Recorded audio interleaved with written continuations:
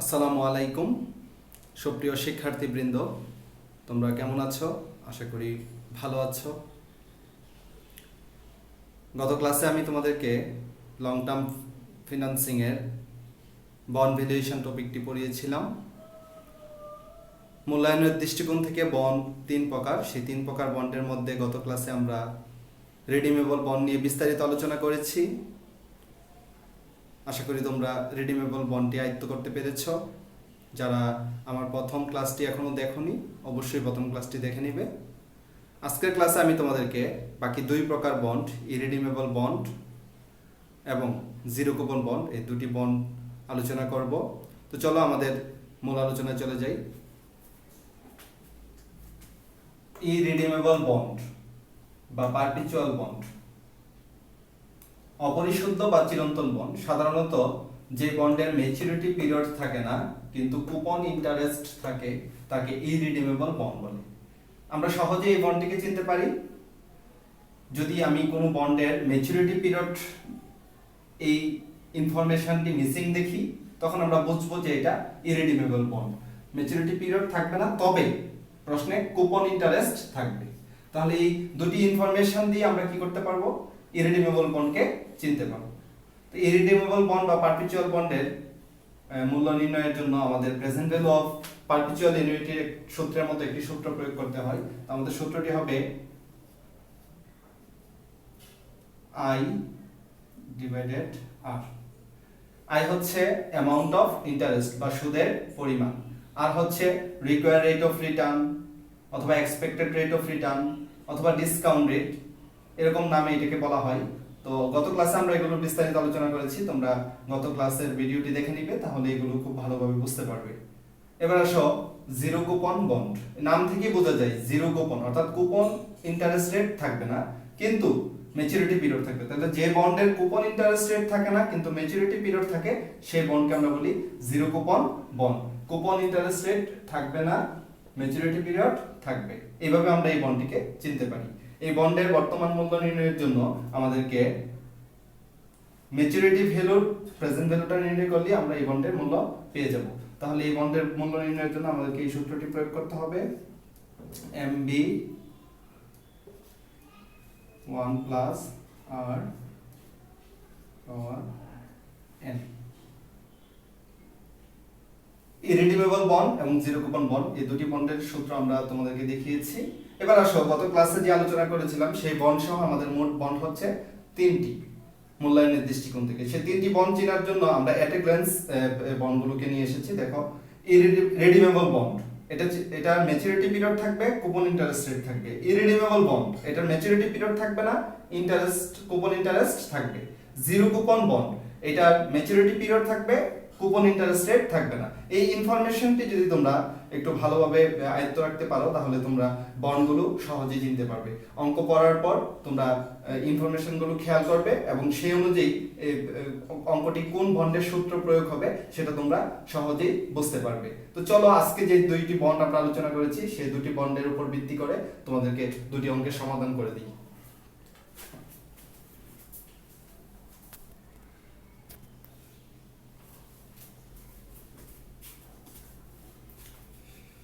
প্রথমে আমরা একটি ইরিডিমেবল বন্ডের অঙ্ক করব। A টাকা 1000 bond has been issued for 12%। একটি বন্ড যার লিখিত মূল্য 1000 টাকা এবং এটা ইস্যু করা হয়েছে 12% ইন্টারেস্টে।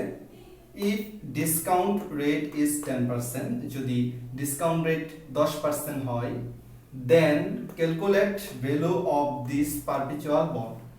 এই চিরন্তন বন্ডটির মূল্য নির্ণয় করো।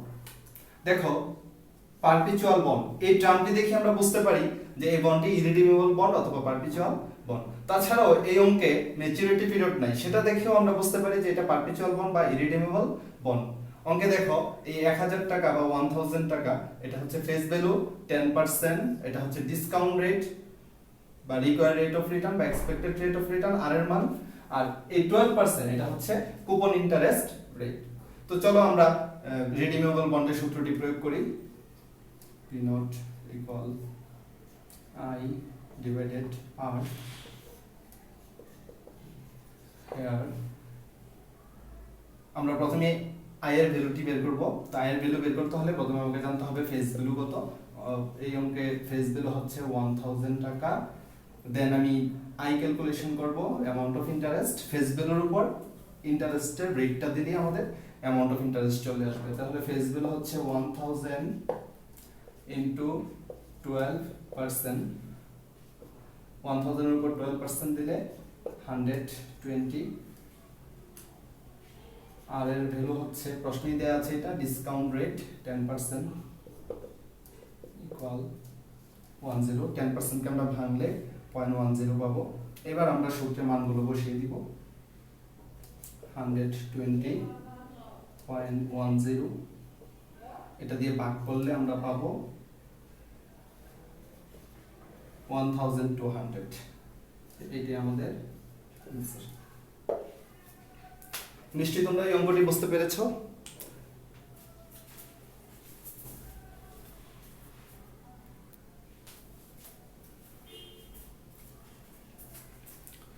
প্রিয় শিক্ষার্থীরা, এবার আমরা একটি জিরো কুপন বন্ডের অঙ্কের সমাধান করব।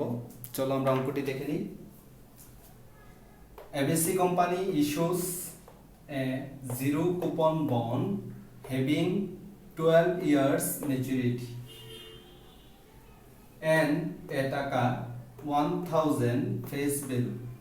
এবিসি কোম্পানি একটি বন্ড ইস্যু করেছে, জিরো কুপন বন্ড, যার ম্যাচুরিটি পিরিয়ড 12 বছর এবং এই বন্ডটির ফেস ভ্যালু হচ্ছে 1000 টাকা। If required rate of return is 15%, যদি required rate of return 15% হয়, what is the value of the bond? এই বন্ডের ভ্যালু নির্ণয় করো। তোমরা একটু লক্ষ্য করে দেখো, প্রথমেই বলা আছে জিরো কুপন বন্ড। এই ইনফরমেশনটি থেকে আমরা বুঝতে পারি যে এই বন্ডটি হচ্ছে জিরো কুপন বন্ড। যদি এটি উল্লেখ না থাকতো তাও আমরা বুঝতে পারতাম। কিভাবে? কারণ এই অঙ্কে আমাদের কুপন ইন্টারেস্ট নাই। তো সো তোমরা জিরো কুপন বন্ড লেখা থাকলেও বুঝতে পারো, অথবা কুপন ইন্টারেস্ট রেট না থাকলেও বুঝতে পারো যে এটা জিরো কুপন বন্ড। দেন দেখো 12 ইয়ার্স ম্যাচুরিটি, এটা ম্যাচুরিটি পিরিয়ড, এন এর মান, ফেস ভ্যালু 1000 টাকা, আর রিকোয়ার্ড রেট অফ রিটার্ন 15% টাকা, আর এর ভ্যালু। আমরা জিরো কুপন বন্ডের একটি সূত্র অ্যাপ্লাই করে অঙ্কটি করব। B not equal MB 1 plus R power N. মানগুলো আমরা একটু বের করে নেই। হেয়ার প্রথমে ফেস ভ্যালু, ফেস ভ্যালুটা হচ্ছে 1000 টাকা, এটা প্রশ্নে উল্লেখ আছে 1000। তারপর আমাদের ম্যাচুরিটি ভ্যালুটা লাগবে এমবি। আমরা বলেছিলাম প্রশ্নে কিছু উল্লেখ না থাকলে ফেস ভ্যালু হবে ম্যাচুরিটি ভ্যালু, তাহলে ম্যাচুরিটি ভ্যালু হবে 1000 টাকা। এজন্য আমি ফেস ভ্যালুটা লিখে দিয়েছি এখানে। আর এর ভ্যালু হচ্ছে 15% ইকুয়াল 0.15।